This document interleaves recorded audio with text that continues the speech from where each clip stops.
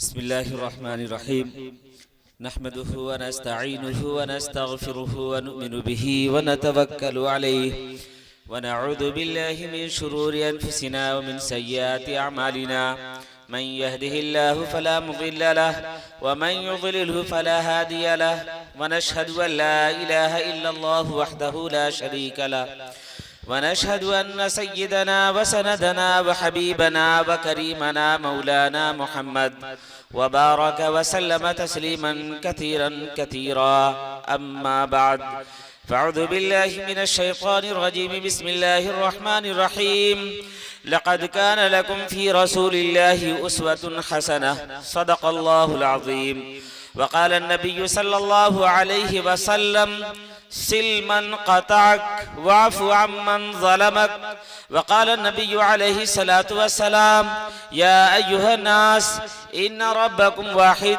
व इन्न अबाकुम वाहिद औ कमा क़ाल अलैहि सलातु वस्सलाम। ओम भूर्भुवस्वः तत्सवितुर्वरेण्यं भर्गो देवस्य धीमहि ध्येयो यो नः प्रचोदयात् तस्मात् शास्त्रं प्रमाणं ते कार्य कार्य व्यवस्थितो ज्ञात्वा शास्त्र विधानोक्तं कर्म कर्तुमिर्हसि यो माम जमनादिं च वेत्ति लोकमहेश्वरम् असम्मूढस्य मर्त्येषु सर्वपापैः प्रमुच्यते तमेव शरणं गच्छ सर्वभावेन भारत तत्प्रसादात् पाम शांतिम स्थानम प्राप्स्यासि शाश्वतम। मुहतरम हाजरीन, काबिल कद्र उलमाए किराम और आज के इस समाज सुधार सभा में उपस्थित नौजवान और बुजुर्गों, पर्दे में बैठी प्यारी माँ और बहनों, अस्सलामु अलैकुम व रहमतुल्लाहि व बरकातुहू। बहुत कम वक्तों में, बहुत कम समय में मैं आपके बीच दो तीन बात सिर्फ रखना चाहूँगा, चूँकि पहले ही घड़ी के 12 बज चुके हैं। अब बहुत ज़्यादा वक्त लेना मैं नहीं चाहूँगा, मोटी मोटी बात आपके बीच रखना चाहता हूँ। आप लोग देख रहे होंगे मेरे हाथ में कुछ है, देख रहे हैं क्या है मेरे हाथ में? कोई दस्ती है, कोई रुमाल है। अगर ये दस्ती गंदी हो जाए तो क्या करना चाहिए? इसे धो देना चाहिए। इस दस्ती को धोने का कोई ना कोई साबुन है, कोई सरफ है। ये दाढ़ी के बाल हैं, अगर इसमें धूल लग जाए, गंदे हो जाएं, तो इसको धोने का अलग साबुन और शैम्पू है। सर के बाल को धोने का अलग साबुन शैम्पू होता है। कपड़ा गंदा हो जाए तो उसे अलग सरफ साबुन से धोते हैं। बिस्तर की चादर गंदी हो जाए तो उसे भी हम धो देते हैं। घर आंगन वो सारा गंदा हो जाए तो झाड़ू मार देते हैं। दीवार गंदी हो जाए तो पेंट कर देते हैं। और दिल गंदा हो जाए तो क्या करना चाहिए? कोई ना कोई साबुन होना चाहिए ना, कोई ना कोई शैम्पू होना चाहिए, कोई ना कोई सरफ ऐसा हो कि उसको लगाए। जैसे हम दीवार पर मार दे तो दीवार चमचमा जाए, बिस्तर की चादर पर लगा दे तो बिस्तर की चादर चमक जाए, दस्ती रुमाल में लगाते तो ये इसकी चमक बढ़ जाए, बाल में लगाए तो बाल के अंदर शाइनिंग आ जाए, चेहरे में लगाए तो चेहरा रौनक हो जाए। इसी तरह अगर दिल हमारा आपका गंदा हो जाए तो कौन ऐसा साबुन हो, कौन सरफ हो, कैसा शैम्पू हो, लिक्विड हो, आला हो कि जिसको लगाएं तो दिल भी हमारा रोशन हो जाए? ये जानना चाहेंगे आप हजरात। बस ये बात मैं आपके बीच रखूंगा और रुखसत होऊंगा, बहुत ज्यादा वक्त नहीं लगेगा, क्योंकि पहले ही वक्त काफी हो चुका है। अब ज्यादा मजीद वक्त लूंगा तो अंदर से उकताहट होगी। मेरे भाई, इस दिल को न मेरे अब्बा ने बनाया है, न मेरी अम्मा ने बनाया है, न मेरे नैहर वालों ने बनाया, न ससुराल वालों ने बनाया। जिस मालिक ने इस धरती को बनाया है, आकाश को बगैर पिलर के खड़ा किया है और एक सूरज से पूरा संसार चमकाता है, उसी मालिक ने हमारे आपकी माँ के पेट में हमारा आपका डिजाइन बनाया और उसने एक ताक बनाकर उसमें दिल को सेट कर दिया। उस मालिक का बताया हुआ जो उपाय है, उस मालिक का दिया हुआ जो पैकेज है, उस मालिक का दिया हुआ जो फार्मूला है, वो फार्मूला आपके बीच में रखना चाहता हूँ। देखिए, अरब की सरजमीन पर अत्याचार, जुल्म, ज्यादती, मार पीट, खून खराबा क्या कुछ नहीं था, सब कुछ था। उस माहौल में आखिरी पैगंबर हजरत मोहम्मद सल्लल्लाहु अलैहि वसल्लम का जन्म हुआ। और जब आप सल्लल्लाहु अलैहि वसल्लम 40 साल के हुए तो आप पर परमेश्वर ने, प्रभु ने, रब ने, अल्लाह ने, खालिक ने, मालिक ने, ब्रह्मा ने उनके अंतःकरण पर वेद का, वाणी का अवतरण किया, यानी मधुर संदेश को अवतरण किया, नाजिल किया, कुरान को उतारा। कुरान को उतार कर उस मालिक ने जो तरतीब, जो तंजीम बनाई है, वो क्या जबरदस्त फार्मूला है वो जरा देखिए। आजकल हम और आप अपने अपने ये शौक बन गया है कि हम जब अच्छा सा घर बनाते हैं तो घर के दाहिने साइड में या बाएं साइड में दरवाजे पर कोई छोटा मोटा दरख्त लगा देते हैं, है ना, अमरूद का, चाहे आम का या जामुन का या फिर मेहंदी का या वगैरह वगैरह। मान लेते हैं आपने गुलाब का फूल लगाया, 2, 4, 5 दिन, हफ्ता दिन हुआ उस फूल को लगाए हुए, 5-6 दिन के बाद उसका पत्ता पीला पड़ने लग जाए, झड़ने लगे, तो आप सच सच बताइए तरियामा के लोगों, आपका दिल मन चाहेगा कि इसमें पानी पटाए, क्या चाहेंगे ना? तो वो पानी आप कहां पटाएंगे? जड़ में पटाएंगे कि ऊपर पटाएंगे? अगर उसके पत्ता पर, उसकी शाख पर, उसके डालियों पर पानी डालेंगे, 1 साल पानी डालेंगे, तब भी क्या वो पेड़ हरा भरा होगा? लेकिन 2 से 3 बार या 2 से 3 दिन उसके जड़ में पानी डालेंगे तो पेड़ हरा भरा होगा कि नहीं? होगा। बिल्कुल जिस तरह से पेड़ लगाएं और उसका पत्ता सूख कर झरने लगे, उसकी डालियां सूखने लगे, काली पड़ जाए, तो हम आप सब लोग समझ जाते हैं कि इस पेड़ में कोई बीमारी लग गई है, अब इसको कुछ आहार, ग़िज़ा की जरूरत है। जब ये समझ लेते तो उसके जड़ में हम खाद पानी डालते, वो हरा भरा हो जाता है। बिल्कुल इसी प्रकार हमारे समाज में, हमारी सोसाइटी में, हमारे घर खानदान में अगर झूठ आम होने लगे, धोखा आम होने लगे, नमाजें छूटने लगे, लोग एक दूसरे के सामान को चोरी करने लगे, अपनी इज्जतों की परवाह किए बगैर इज्जतों को बेचने और खरीदने लगे, तो समझ जाइए कि समाज में बसने वाला लोग अब बीमार हो गया है। इसकी पत्तियां भी सूख रही हैं, इसकी डालियां भी सूख रही हैं, अब इसको भी पानी और खाद की जरूरत। तो अब वो खाद पानी कहां डालेंगे? बड़ा सवाल है। वो खाद पानी की आवश्यकता है उस वक्त, उस खाद पानी की जड़ हमारा और आपका दिल है। देखिए कुरान मजीद को अल्लाह ने नाजिल किया, उसमें 114 सूरतें हैं, 6000 से ज्यादा आयात हैं। उन तमाम आयात में आप देखेंगे कि 532 आयत वो है जिसमें मसाइल बयान किए गए हैं। नमाज कैसे पढ़ना, रोजा कैसे रखना है, ज़कात कैसे देना है, हज कैसे करना है, वजू कैसे करना है, गुस्ल कैसे करना है, जायज नाजायज के मसाइल 532 आयत में। बाकी 6000 से ज्यादा आयत वो हैं जिसका ताल्लुक डायरेक्ट दिल से है, डायरेक्ट दिल से है। आज हम और आप इस कुरान की जो अल्लाह पाक ने हमारे ईमानी रूह, ईमान की ग़िज़ा को नाजिल किया है, हम अपने दिल को वो ईमानी ग़िज़ा नहीं दे रहे, जिसकी वजह से हमारी बीवियां भी बीमार है, शौहर भी बीमार है, बाप भी बीमार है, माँ का दिल भी बीमार है, भाई का दिल भी बीमार है, बहन का दिल भी बीमार है। अब होता क्या है, यही बीमारी जब बढ़ जाती है तो ये विस्फोट होता है और बेटी घर से बाहर निकल जाती है, बेटा किसी को लेके भाग जाता है, किसी का सामान चोरी करके आ जाता है, किसी का मर्डर और कत्ल कर देता है, बहुत सारी बीमारियां आती हैं। कारण क्या होता है कि हम और आपको जो हमारे आपके मालिक ने दिल को चमकाने के लिए जो ग़िज़ा दिया था, जो पावर दिया था, जो शैम्पू साबुन सर्फ दिया था, उसमें हम लोगों ने ताला लगा करके घर में रख दिया। घर में हमारे कुरान है, हम पढ़ेंगे कब? जब 15 यानी शाबान का महीना आएगा तब कुरान खानी घर में करेंगे, खाली पढ़ के चले जाएंगे। रमजान का महीना आएगा तो तिलावत करके गुजरेंगे। पर इसमें है क्या, इस बात को ना हम समझते हैं, ना समझने की कोशिश करते हैं, ना समझाने की कोशिश करते हैं। बताइए हमारा दिल कभी तरोताजा हरा भरा होगा? उसको जरूरत है खुराक की, उसको जरूरत है खाद पानी की, और उसका खाद पानी यही कुरानी ग़िज़ा है, कुरानी आयात है। अब मान लेते हैं आप लोग अपनी अपनी बीवियों से खूब प्रेम करते हैं, सब लोगों की शादी हो गई नहीं, इधर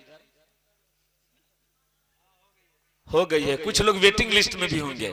जो लोग वेटिंग लिस्ट में हैं वो भी जरा गौर से सुनिए कि कोई आदमी ऐसा हो जो अपनी पत्नी से बहुत प्रेम करता हो, वो चला गया किसी बाहर दूसरे शहर, उसने अपनी पत्नी के नाम एक प्रेम पत्र भेजा, लव लेटर भेजा, खत भेजा।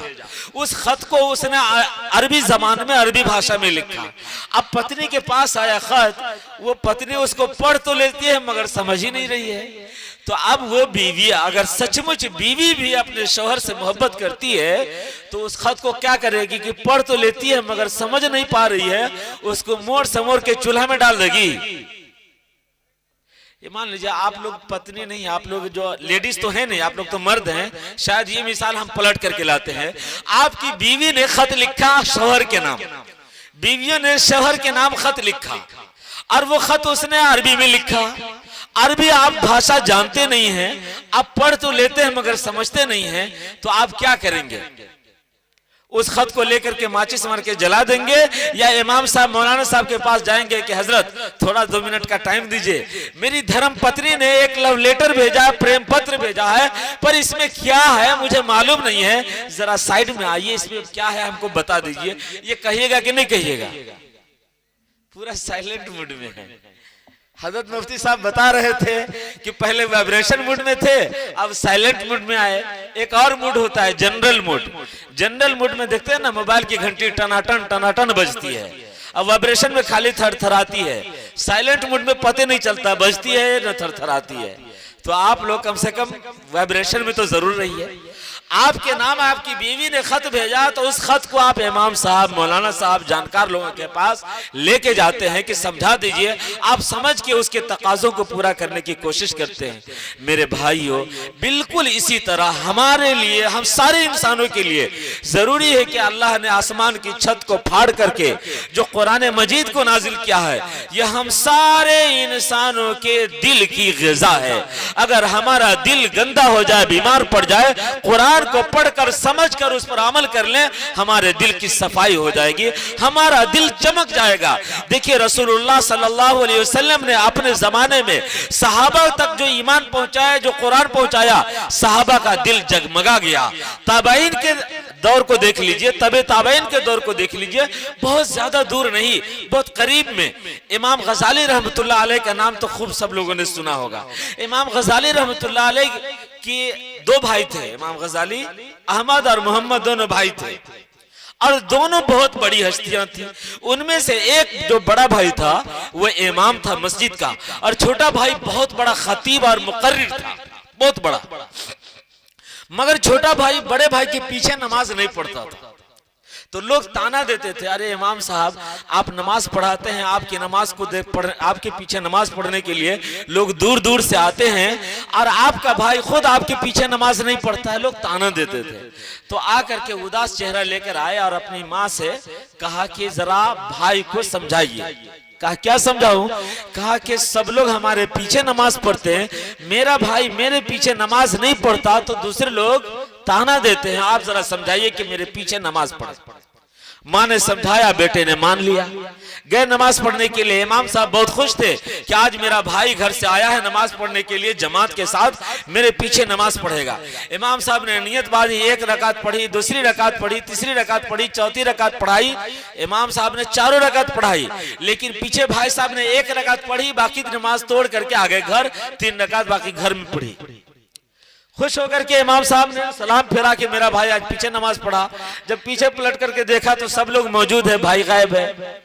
दिल और रंजीदा हुआ कि अच्छा होता कि भाई जैसे पहले नहीं आता था आज भी ना आता, ये तो आके बीच में चला गया, एक और मुसीबत खड़ी कर दिया।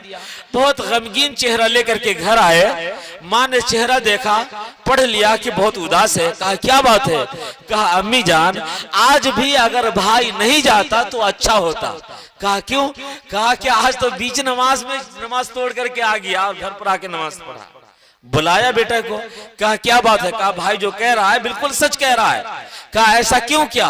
तो भाई कहता है, जो मुख्तदी था वो कहता है कि पहली रकअत जब इमाम साहब ने नमाज पढ़ाई तो उनका दिल अल्लाह की तरफ लगा हुआ था, लेकिन जब दूसरी रकअत शुरू की तो उनका दिल अल्लाह से हट गया और किताब के किसी मसले में उलझ गया। तो मैंने सोचा कि मैं अकेले में नमाज पढ़ता हूं तो मेरा दिल पूरा अल्लाह की तरफ लगा हुआ होता है, ये इमाम साहब का दिल तो किताब के मसले की तरफ लगा हुआ है, चलो अकेले नमाज पढ़ेंगे। ये सोच करके मैं घर आ गया। इमाम साहब ने इकरार किया कि अम्मी जान ये भाई मेरा बात बिल्कुल सच कह रहा है, ये गलती हुई है, आइंदा ऐसा नहीं होगा। तो मां ने एक लंबी सांस खींची और कहा अफसोस अफसोस कि मेरे दोनों में से कोई मेरे काम का नहीं बना, मेरे दो बेटे दोनों में से कोई मेरे काम का नहीं बना। ऐसे बेटे की मां देखिए क्या कहती है कि अफसोस कि मेरे दोनों बेटे में से कोई मेरे काम का नहीं बना। तो जो मुक्तदी थे उन्होंने हिम्मत की और कहा कि मैं आपके काम का कैसे नहीं हूं अम्मी, आप बताइए। ये तो किताब का मसला हल कर रहा था नमाज में, मैं तो नमाज पढ़ रहा था। कहा कि देखो एक का दिल किताब के मसले की तरफ लगा हुआ था और दूसरे का दिल इमाम साहब के दिल की तरफ लगा हुआ था कि उसका दिल किस तरफ लगा हुआ है। दोनों में से किसी का दिल अल्लाह की तरफ लगा हुआ नहीं था। अगर ऐसी मां हमारे समाज में हो तो वो अपने कोख से जन्म देगी ऐसे बच्चों को कि वो अपने बच्चों के सामने एक बोल देगी तो बच्चों के लिए वो सनद हो जाएगी। इस वक्त जरूरत है कि हम अपने समाज में ऐसा बाप बन करके उभरे कि हमारे बच्चों पर उसका असर हो और ऐसी मां बन करके उभरे कि हमारे बच्चों पर उसका असर हो।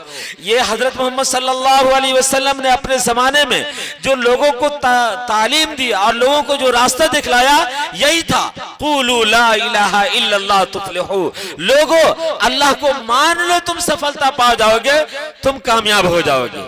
आज से हजारों साल पहले श्री कृष्ण जी के पास लोग आए और उन्होंने पूछा कि हमें क्या करना चाहिए जिससे जीवन में शांति आए। तो उन्होंने कहा तमेव शरणम गच्छा सर्वभावेन भारत तत्प्रसादात् प्राम शांतिम स्थानम प्राप्स्यासि शाश्वतम। तुम हर प्रकार से उस मालिक की पनाह में जा, उसकी पनाह में जाने से तुझे हर प्रकार की शांति मिलेगी। जिसके पनाह में जाने की बात की श्री कृष्ण जी ने, उस मालिक को हमारे इस भारत के आवाम, भारत की जनता, भारत के हिंदू बिरादरान, सनातन धर्मी बिरादरान भुला दिया है कि वो मालिक है कौन, है कैसा। मैं मोटे मोटे तौर पर दो तीन बात आपके बीच रखता हूं। देखिए उस मालिक का परिचय जिसकी पनाह में जाने की बात श्री कृष्ण जी ने कही, उन्होंने बताया कि वो मालिक पैदा नहीं होता, अजन्मा है। वो मालिक मरता नहीं है, जिसकी पनाह में जाना है वो मरता नहीं है, अमर है, अविनाशी है। वो मालिक निराकार है, वो दिखता नहीं है, नजर नहीं आता। और ये तीनों बातें जिस प्रकार वेद में है, गीता में है, बाइबल में है, उसी तरह कुरान मजीद में भी है। कुरान में अल्लाह ने कहा लम यलिद वलम यूलद। वो अल्लाह ऐसा है न पैदा होता है और न पैदा करता है, यानी न जनता है और न जना हुआ है। कोई उसके खानदान नहीं है, न वो किसी खानदान से है। नंबर दो, वो मरता भी नहीं है। कुल्लु मन अलैहा फान व यबका वजहु रब्बिका दुल जलाली वल इकराम। पूरी दुनिया एक दिन मिट जाएगी पर वो नहीं मिटेगा। तीसरी बात, ला तुदरिकुल अबसार वह युदरिकुल अबसार, कि उसको कोई आंख नहीं देख सकती मगर वो सब की आंखों को देख रहा है। कि किसकी आंख अपनी बेटी को देखती है और किसकी आंख दूसरे की बेटी को देखती है, किसकी आंख अपने बीवी को देखती है और किसकी आंख दूसरे की बीवी को देखती है, किसकी आंख टेलीविजन को देखती है, किसकी आंख मोबाइल को देखती है, किसकी आंख अपना पैसा देखती है, किसकी आंख दूसरे का पैसा देखती है। वो सब की आंख को रिकॉर्ड कर रहा है मगर कोई आंख उसको नहीं देख सकती। तीन बात याद रखिए। नंबर एक, जिसके पनाह में जाना है वो कैसा है, आप लोग बोलिए। पैदा होता, पैदा नहीं होता, पैदा नहीं होता। जिसके पनाह में हम जो पढ़ते ना, अऊज़ु बिल्लाहि मिनश शैतानिर रजीम, मैं शरण चाहता हूं अल्लाह की, पनाह चाहता हूं अल्लाह की शैतान मरदूद से। तो किसकी पनाह चाहते हैं, अल्लाह की ना। जिस अल्लाह की पनाह में जाना वो अल्लाह कैसा है, कोई सवाल कर सकता है, कोई ब्राह्मण, कोई पंडित, कोई हिंदू ये सवाल कर सकता है कि वो अल्लाह कैसा है। तो आप क्या बताएंगे? नंबर एक, अल्लाह ऐसा है कि पैदा नहीं होता। अल्लाह ऐसा है मरता नहीं, अल्लाह ऐसा है दिखता नहीं। ऐसा नहीं कि ये बात सिर्फ कुरान में है। श्रीमद् भगवद गीता का अध्याय नंबर 10 श्लोक नंबर 3 के अंदर बताया गया, यो माम जमनादिम च वेत्ति लोक महेश्वरम असम्मूढ़स्य मर्त्येषु सर्व पापैः प्रमुच्यते। जो व्यक्ति अपने पालनकर्ता को अजन्मा मानेगा, च वेत्ति लोक महेश्वरम, पूरे संसार का पालन करने वाला रब मानेगा, ऐसा मानने वाला व्यक्ति बुद्धिमान है, अक्लमंद है। और ऐसा मानने से सर्व पापैः प्रमुच्यते, सारे पापों से धुल जाएगा, आजाद हो जाएगा। श्री कृष्ण ने भी बताया कि वो ईश्वर अजन्मा है। नंबर 2 अविनाशी है। यजुर्वेद के अध्याय नंबर 40 मंत्र नंबर 8 में है, न मामार न जीर्यते, वो ईश्वर न बूढ़ा होता है न उसको मौत आती है। यजुर्वेद का अध्याय नंबर 32 मंत्र नंबर 3 के अंदर है, न तस्य प्रतिमा अस्ति यस्य नाम महदशः, उस ईश्वर की कोई प्रतिमा नहीं है, उसका कोई जिस्म नहीं है, उसका कोई शरीर नहीं है, उसका कोई ढांचा नहीं है, उसकी कोई मूर्त नहीं है। यस्य नाम महदशः, उसके नाम का माला जपना यही सबसे महान यश है, यही सबसे बड़ी नेकी है। ये 3 बात याद रखिए। ईश्वर कैसा है? पैदा नहीं होता।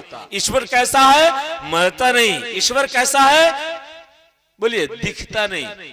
जिसके अंदर ये क्वालिटी है हो, वही हिंदू, मुस्लिम, सिख, ईसाई, औरत, मर्द, पढ़े लिखे, जाहिल, बीमार, डॉक्टर, सब का मालिक है, जिसके अंदर ये क्वालिटीज हो। अब मैं आप लोगों से पूछना चाहता हूं, हजरत मोहम्मद सल्लल्लाहु अलैहि वसल्लम का नाम कितने लोगों ने सुना है? जरा हाथ उठाइए तो। बस इतने लोगों ने सुना है, अल्हम्दुलिल्लाह। चलिए ठीक है। हजरत मोहम्मद सल्लल्लाहु अलैहि वसल्लम का जन्म हुआ था कि नहीं हुआ था? एक के 2 आदमी बोल रहा है, लगता है बैटरी अब डिस्चार्ज हो गई है। चला, हम भी अपनी बात खत्म ही कर रहे हैं, बस 1 से 2 मिनट या 3 मिनट लगेंगे। हजरत मोहम्मद सल्लल्लाहु अलैहि वसल्लम का जन्म हुआ था कि नहीं हुआ था? हुआ था। अपने जमाने में हजरत मोहम्मद सल्लल्लाहु अलैहि वसल्लम दिखाई दिए थे दुनिया वालों को कि नहीं दिखाई दिए थे? दिखाई दिए थे। अब हमारे बीच में है क्या? नहीं है। अगर कोई पंडित जी, कोई साधु संत, आचार्य, गर्गाचार्य, शंकराचार्य कोई ये कहे कि श्री मोहम्मद सल्लल्लाहु अलैहि वसल्लम अल्लाह है, श्री मोहम्मद सल्लल्लाहु अलैहि वसल्लम भगवान है, श्री मोहम्मद सल्लल्लाहु अलैहि वसल्लम ईश्वर है, तो आप लोग बताइए आपकी अदालत में ये बात सही है कि गलत? गलत। अच्छा ठीक है। अगर कोई ये कहे श्री रामचंद्र जी ईश्वर है, श्री रामचंद्र जी अल्लाह है, श्री रामचंद्र जी प्रभु है, तो बताइए ये बात सही होगी कि गलत? आधा से ज्यादा मजमा तो साइलेंट मोड में है। मैं दूसरे तरीके से बताता हूं। श्री रामचंद्र जी के पिता का नाम था राजा दशरथ, उनकी पत्नी का नाम था श्रीमती सीता जी, उनके एक भाई का नाम था लक्ष्मण, एक भाई का नाम था भरत। श्री रामचंद्र जी का जन्म हुआ था कि नहीं हुआ था? हुआ था। श्री रामचंद्र जी अपने जमाने में दिखाई दिए थे, नहीं दिखाई दिए थे? दिखाई भी दिए। अब हमारे बीच हैं क्या श्री रामचंद्र जी? नहीं है। अब उनका जन्म हुआ, दिखाई दिए, मृत्यु हो गई, मर गए। अब अगर कोई मुसलमान इमाम साहब, मुफ्ती साहब, काजी साहब, मौलाना साहब, हाफिज साहब, कोई साधु संत पंडित या आम आदमी ये कहे कि श्री रामचंद्र जी ईश्वर है, श्री रामचंद्र जी अल्लाह है, श्री रामचंद्र जी खुदा है, तो आप बताइए ये बात सही होगी कि नहीं? क्यों सही नहीं होगी भाई? इसलिए कि इनका जन्म हुआ, ईश्वर का जन्म नहीं हुआ होता, इसलिए कि ये दिखाई दिए, श्री अल्लाह ईश्वर दिखाई नहीं देता, इसलिए कि इनकी मृत्यु हो गई, अल्लाह ईश्वर मरता नहीं, इसलिए ये ईश्वर अल्लाह नहीं हो सकता। जब ये अल्लाह ईश्वर नहीं है तो ये है कौन? ये सब कौन है? उस मालिक का रास्ता दिखाने वाले महान व्यक्ति हैं, जिन्होंने अपने अपने जमाने में उस मालिक का परिचय कराया, उस मालिक से लोगों को जोड़ने का काम किया। श्री रामचंद्र जी के बारे में रामायण में आया है मर्यादा पुरुषोत्तम, जिसका मतलब होता है अजीम इंसान, महान व्यक्ति, महान इंसान। और इसमें कोई शक शुबह नहीं कि श्री रामचंद्र जी की मिसाल कुछ ऐसी मिलती है कि उनकी जिंदगी में कुछ ऐसी मिसाल मिलती है जो महानता को बताता है। जैसे एक मिसाल मैं आपके बीच रखता हूं, ये हमारी माँ बहनें भी यहाँ मौजूद हैं और हमारे नौजवान भी हैं। श्री रामचंद्र जी, श्री लक्ष्मण, श्रीमती सीता, ये तीनों वनवास का जीवन बिताए, 14 साल जंगल में रहे। जंगल से जब लौट करके आए तो इस बीच कुछ मामला हुआ, आगे पीछे लंबी तफसीलात है। उसके बाद श्रीमती सीता जी का परीक्षा हुआ, श्रीमती सीता जी अपने इम्तिहान में सफल हुई, कामयाब हुई। तो ऐसे ही एक प्रोग्राम रखा गया समाज सुधार जैसे आप लोगों ने किया ना, ऐसे ही एक सभा लगाई गई, एक तकरीब मुनक्किद हुई। उस तकरीब में श्रीमती सीता जी का स्वागत किया गया। तो उनके जो देवर थे लक्ष्मण, उनको फूल का एक माला दिया गया कि आप अपने भाभी को फूल का माला पहना करके उनका स्वागत कीजिए। तो श्री लक्ष्मण जी फूल का माला लेकर आगे बढ़े, रुक गए। लोगों ने पूछा क्यों रुक गए भाई? तो कहा कि जहां पर मेरी भाभी बैठी हुई हैं वहां पर बहुत सी महिला है, बहुत सी औरतें हैं, उनमें मेरी भाभी कौन है मुझे मालूम ही नहीं है। लोगों ने कहा, अरे 14 साल तुम साथ में रहे जंगल में, तुझे मालूम नहीं कि तुम्हारी भाभी कौन है? तो श्री लक्ष्मण जी ने उत्तर और जवाब ये दिया कि मैंने अपने भाभी के चरणों के सिवा कुछ देखा नहीं है, यानी उसकी एड़ी के सिवा कुछ देखा ही नहीं है। अब समझने वाली बात यह है कि श्रीमती सीता भाभी होते हुए अपने देवर से कितना पर्दे का एहतमाम की होगी कि सिर्फ उसकी एड़ी देखा 14 साल में, एड़ी के अलावा कोई अंग कोई हिस्सा उनके देवर ने नहीं देखा।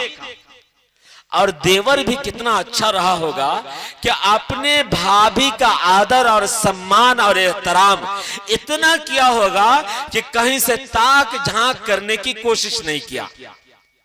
आज का देवर तो मौका निकालता है, जहां मौका मिला तो चौका नहीं, सीधा बाउंड्री लाइन के बाहर गेंद को फेंकता है, डायरेक्ट 6 रन मारता है, बल्कि भाभी को आधी से ज्यादा घरवाली समझता है। ऐसा है ना? अभी मुफ्ती साहब तफसीलात बता रहे थे, मैं उस तरफ नहीं जा रहा हूं मेरे भाई। इतनी बड़ी मिसाल मिलती है श्रीमती सीता और श्री लक्ष्मण और श्री रामचंद्र जी की जिंदगी में। यकीनन ये अपने जमाने के महान है, लेकिन प्रभु ईश्वर परमात्मा अल्लाह खुदा नहीं है। हम सारे इंसानों का मालिक, हम सारे इंसानों का रचयिता खालिक एक अकेला है। उस एक अकेले को संस्कृत में ईश्वर कहते हैं, अंग्रेजी में गॉड कहते हैं, फारसी में खुदा कहते हैं, अरबी में अल्लाह कहते हैं। जिस तरह से बोतल में पानी होता है, पानी भी गायब है। पानी को अंग्रेजी में कहते हैं वाटर और संस्कृत में कहते हैं जल, हिंदी में कहते हैं नीर, उर्दू में कहते हैं पानी, फारसी में कहते हैं आब और अरबी में कहते हैं माउन। अब देखिए, माउन, जल, नीर, वाटर, पानी। अगर कोई इतनी बात कहे जल, नीर, वाटर, आब, पानी, तो इसका मतलब ये नहीं होता कि चीज 5 है। इसका मतलब हुआ कि नाम 5 है मगर चीज कितनी है? एक है। जिस तरह से यहाँ पर भाषा बदलने से नाम बदल जाता है मगर चीज नहीं बदलती, वैसे ही इस धरती और आकाश का बनाने वाला, इस संसार का डिजाइनर, इस कायनात का खालिक और मालिक, हम आप सबका मालिक जो है वो एक अकेला है। उस एक अकेले को संस्कृत में ईश्वर, अंग्रेजी में गॉड, फारसी में खुदा और अरबी में अल्लाह कहते हैं। हम सबको उस मालिक ने अपनी भक्ति, पूजा, इबादत के लिए बनाया है और भेजा है। जो व्यक्ति अपने मालिक के आज्ञा का पालन कर लेगा वो यकीनन इस दुनिया में भी कामयाब होगा, मरने के बाद भी कामयाब होगा। मैं बहुत ज्यादा वक्त आप लोगों का नहीं लेना चाहता। मैं आखिरी एक बात जो मुफ्ती साहब ने आप लोगों के सामने रखी है, उसी बात को मैं दोहरा कर बात खत्म करता हूं। मुफ्ती साहब ने हथेली की उंगलियों की एक मिसाल पेश की कि हाथ में 5 उंगलियां हैं। इन 5 उंगलियों का एक दिन झगड़ा हो गया। सबों ने अपनी अपनी महानता और अजमत को बताया। उंगली इसने कहा कि सबसे महान मैं हूं, इसने भी कहा, इसने भी कहा, इसने भी कहा। सबों से दलील पूछी गई। इसने कहा मैं इसलिए महान हूं कि बैंक में जब पैसा निकालने जाते हैं तो मैं ही ठप्पा लगती हूं, जमीन की जब रजिस्ट्री होती है तो मेरी ही जरूरत पड़ती है, इसलिए मैं सबसे महान। दूसरे ने कहा कि तशहुद में शहादत मैं देती हूं, इसलिए मैं महान। और वैसे भी जहां कभी आपस में एक दूसरे के बीच में ठन जाता है और लड़ाई होने लगती है तो सबसे पहले मैदान में मैं ही निकल करके आती हूं, इसलिए सबसे महान मैं हूं। तीसरे ने कहा कि सबसे महान मैं हूं, कैसे कि उंगली मिला दो और अंधे के हाथ में भी पकड़ा दो और कहो कि इसमें बड़ी कौन है तो वो बीच वाली को पकड़ ले। चौथी वाले ने कहा सबसे महान, सबसे अजीम, सबसे बड़ी मैं हूं। तो कहा कैसे? तो इसने कहा कि मैं दुल्हा बाबू हूं। कहा कैसे दुल्हा बाबू? तो जब मंगनी होती है, रस्म होता है तो मुझको अंगूठी पहनाई जाती, इसलिए मैं दुल्हा बाबू हूं। और आखिर वाले ने कहा कि मैं दुल्हा बाबू के बगल में हूं तो मैं लोकनिया हूं।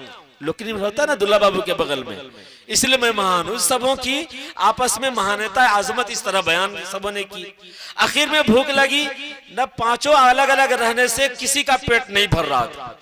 आखिर में कहा चलो हम सब लोग समझौता कर लेते हैं, समझौता कर लेंगे तो सबका पेट भर जाएगा। जिस तरह से इन 5 उंगलियों ने समझौता किया और खाया तो सारा सबका पेट भर गया, वैसे ही हम सब चाहे अमीर हो कि गरीब, पढ़े लिखे हो, बड़े हो, छोटे हो, जो जैसे भी हैं, हम सब लोग समझौता कर ले कि आपस में हम सब लोग भाई भाई हैं। चाहे मुस्लिम हिंदू मुस्लिम हो या हमारे एक ही समाज में मुसलमानों के दरमियान हो, सब लोग समझौता कर ले कि हम भाई बनकर के जिंदगी गुजारेंगे, इंशाअल्लाह सबका काम हो जाएगा।